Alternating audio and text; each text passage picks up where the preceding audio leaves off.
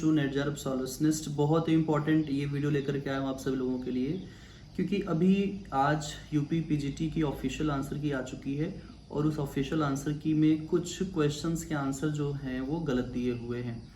तो मैं आपको बताने वाला हूँ कि ऐसे कौन कौन से क्वेश्चंस हैं जिनके आंसर मार्क किए गए हैं और आप उनको क्लेम कर सकते हैं। अगर आयोग से अगर आप क्लेम करते हैं तो हो सकता है कि वो क्वेश्चंस सही हो जाएं, तो उससे आप लोगों के जो मार्क्स हैं वो थोड़े से इम्प्रूव हो जाएंगे। तो इस वीडियो में पूरी बातें बताऊंगा मैं, कौन कौन से क्वेश्चंस हैं जिनके ऊपर आप क्वेश्चन मार्क लगा सकते हैं। अगर हम देखें तो ऐसे कुल 8 या 9 क्वेश्चंस हैं, 8 to 9 क्वेश्चंस ऐसे हैं जो कि ऑफिशियल आंसर की में डाउटफुल लगते हैं मुझे। ये अपना पर्सनल ओपिनियन भी हो सकता है और दूसरे भी कुछ अलग तरीके के क्वेश्चंस कर सकते हैं, बट कुछ कॉमन क्वेश्चंस हैं जिनको मैं आपको बताने जा रहा हूँ। तो वीडियो को लास्ट तक जरूर देखिएगा। सबसे पहले तो इसमें जो मैं बताना चाहूँगा वो है क्वेश्चन, मेरे पास जो क्वेश्चन पेपर मेरे पास आया है वो सी है और उस क्वेश्चन में 5 क्वेश्चन जो है, नंबर 5 क्वेश्चन सी सेट का, उसमें है कि जो क्वेश्चन दिए हुए सीमेंट के जो फैक्ट्रीज हैं उसमें महाराष्ट्र चंद्रपुर, छत्तीसगढ़ मोदीग्राम, झारखंड बंजारी, मध्य प्रदेश विक्रमनगर। इसमें जो सही आंसर दिया हुआ है वो सी है, झारखंड, जो कि बंजारी झारखंड में नहीं है। बंजारी वैसे कहा गया है कि बिहार में है ये, बट इसमें एक ऑप्शन और है छत्तीसगढ़ मोदीग्राम। मोदीग्राम सीमेंट फैक्ट्रीज जो है वो 2 स्टेट्स में है, एक छत्तीसगढ़ में भी है और एक मध्य प्रदेश में भी है। तो ये ऑप्शन में छत्तीसगढ़ दिया हुआ है और दूसरे ऑप्शन में मध्य प्रदेश भी, मतलब ये कॉमन हो सकता है। तो कॉमन है तो इसका मतलब ये क्वेश्चन डाउटफुल हो सकता है। एक आप लोग इस पर रेस कर सकते हो कि हो सकता है ये ऑप्शन एक से अधिक सही है इसमें या एक से अधिक गलत है, इसमें हम जा सकते हैं। Doubtful number 1 question. इसके बाद हम जा सकते हैं, नेक्स्ट क्वेश्चन है डिमांजिया का, क्वेश्चन नंबर 18 है सेट नंबर सी में। डिमांजिया का यहाँ पर दिया गया है कि डिमांजिया ने मकानों का वर्गीकरण किस आधार पर किया था, यानी कि on the what basis has Demangeon classified the houses. अब देखिए डिमांजिया जिन्होंने कि जो हाउसेस थे उनके क्लासिफिकेशन को डिवाइड किया था। कई सारे बुक्स में बेस्ड ऑन साइज लिखा हुआ है, कई सारे बुक्स में बेस्ड ऑन फंक्शन लिखा हुआ है, जबकि इसका सही ऑप्शन दिया है ए, बेस्ड ऑन फंक्शंस।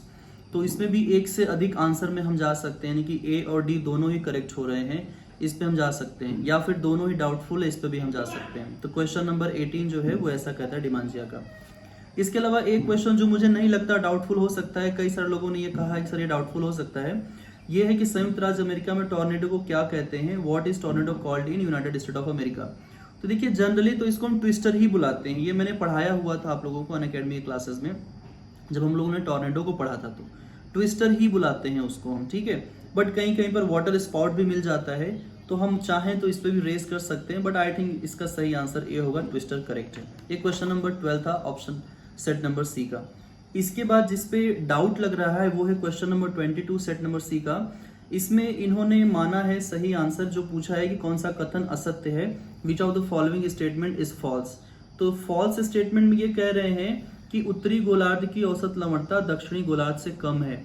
ये कह रहे हैं कि average salinity in northern hemisphere is less than that of southern hemisphere. ये स्टेटमेंट तो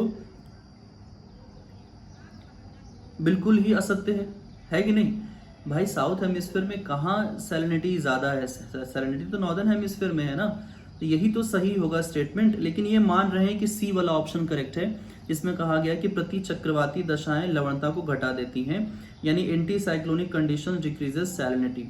एंटी साइक्लोनिक कंडीशन सैलिनिटी को डिक्रीज कर सकती हैं, क्यों? क्योंकि देखिए एक तो वहां पर इवेपोरेशन नहीं होगा, एंटी साइक्लोनिक कंडीशन है, तो इसमें हवाएं क्या होती हैं, हाई प्रेशर होती है, तो हवा ऊपर से नीचे की तरफ आती है, low pressure to high pressure, नीचे की तरफ से टर्न डाउन होता है, जहां पर आपका हॉर्स लैटिट्यूड पाया जाता है 30 degree to 35 degree north and south hemisphere.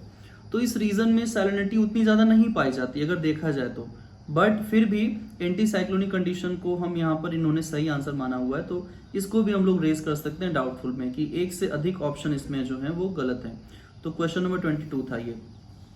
इसके बाद देखिए एक क्वेश्चन है यहाँ पर जो है, कई सारे स्टूडेंट को लगता है कि जो निम्बोस्ट्रेटस क्लाउड्स हैं या वर्षा स्तरीय क्लाउड्स हैं वो मीडियम क्लाउड्स में आते हैं, लेकिन आयोग ने जो सही आंसर माना है वो सी माना है, निम्न मेघ कहा है इसको। मुझे भी लगता है वर्षा स्तरीय निम्न ही होगा, क्योंकि वर्षा स्तरीय में क्या होती है, कभी कभी बारिश भी होती है, कभी कभी स्नोफॉल भी होता है, तो ये लो क्लाउड्स ही कहे जाएंगे। ठीक है, जस्ट लाइक क्यूमुलोनिम्बस क्लाउड। तो इसको हम कह सकते हैं सही ऑप्शन, इसको आप गलत नहीं कह सकते, ठीक है। इसके बाद जो क्वेश्चन था डाउटफुल में वो ये है क्वेश्चन नंबर 42, जिसमें पूछा है कि भूगोल में अंधेरा युग की अवधि क्या है, यानी कि what is the period of dark age in geography. देखिए इसमें ऑप्शंस दिए हुए हैं सेंचुरी 1 से सेंचुरी 9, सेंचुरी 2 से सेंचुरी 10, सेंचुरी 3 से 12, सेंचुरी 4 से 12 सेंचुरी। अलग अलग बुक्स में अलग अलग इसके आंसर्स दिए हुए हैं। अगर देखोगे तो टोटल जो इसका डार्क एज का ईयर माना जाता है वो 500 ईयर माना जाता है, फ्रॉम 200 टू 700 AD के आसपास माना जाता है। बिफोर दी अरब एम्पायर जो थे उनको आने के ठीक पहले, अरब स्कॉलर के आने के ठीक पहले। तो अगर यूरोप में हम देखें तो वो पूरा का पूरा आपका 500 ईयर का पीरियड रहता है, जिसमें कि टॉलमी के बाद का टाइम इसमें इंपॉर्टेंट माना जाता है। टॉलमी के बाद गाइड टू ज्योग्राफी उनकी बुक आई थी, उसके बाद से डार्क एज का स्टार्ट हो गया था। और टॉलमी का जो पीरियड रहा है वो लगभग यही 2100 से लेकर के 200 के आसपास का रहा है। तो मुझे ऐसा लगता है कि इसका आंसर जो है वो सही हो सकता है बी, दूसरी से 10वीं सदी तक हो सकता है। इसमें 12वीं सदी तक दिया हुआ है, तीसरी सदी से 12वीं सदी तक दिया हुआ है, यानी कि 3rd सेंचुरी से 12th सेंचुरी तक दिया हुआ है। मुझे ऐसा लगता है कि इसका आंसर बी करेक्ट होना चाहिए, ये ज़्यादा सटीक आंसर हो सकता है। अलग अलग बुक्स में आपको इसके मिल जाएंगे। इसके बाद जो क्वेश्चन है जिसको हम डाउटफुल में ले सकते हैं, देखिए वो है क्वेश्चन नंबर 58 जो कि सी का ही है।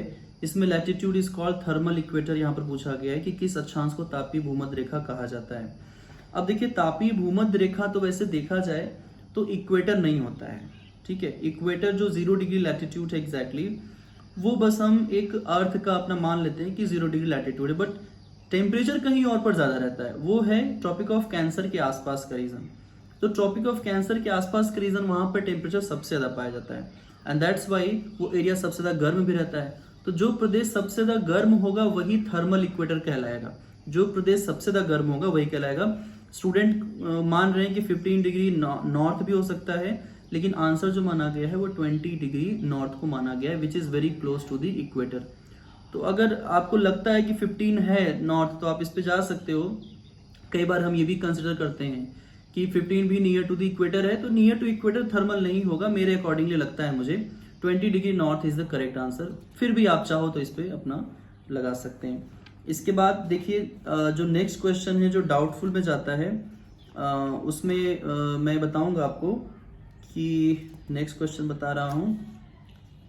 ओके, तो अगला प्रश्न है क्वेश्चन नंबर 96 है यहाँ पर, ठीक है। एक क्वेश्चन और है 90 क्वेश्चन है, जिसमें कि मैं सी वाले में कहना चाहूंगा कि पूछ रहा है कि कौन सा मानव भूगोल का उपागम नहीं है, which of the following is not an approach of human geography. तो देखिए ह्यूमन ज्योग्राफी का अप्रोच वैसे तो मतलब इसमें क्वांटिटेटिव रिवॉल्यूशन को माना है, ये मैथमेटिकल अप्रोच था। इसने पूरी तरीके से ज्योग्राफी का नक्शा ही बदल दिया था।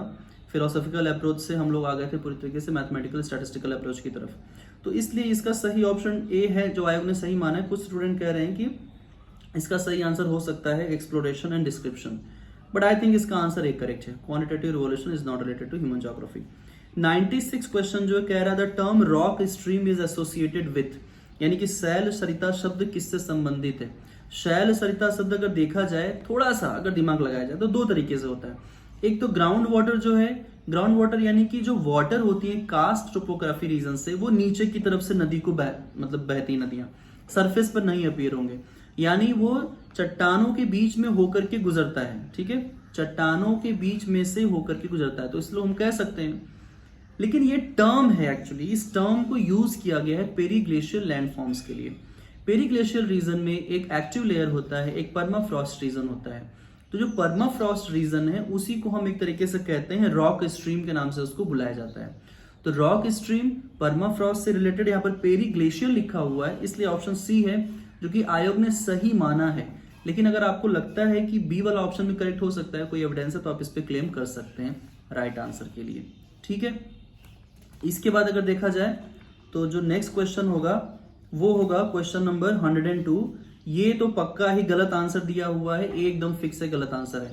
पूछा है where is the evidence of the oldest urbanisation in the world, यानी कि विश्व में सबसे प्राचीन नगरीकरण का प्रमाण कहाँ मिलता है।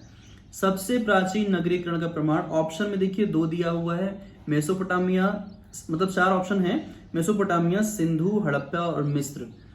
इंडस वैली सिविलाइजेशन, यानी कि जो इंडस वैली सिविलाइजेशन थी, जिसको एक नाम और है, उसको हड़प्पा के नाम से भी हम बुलाते हैं।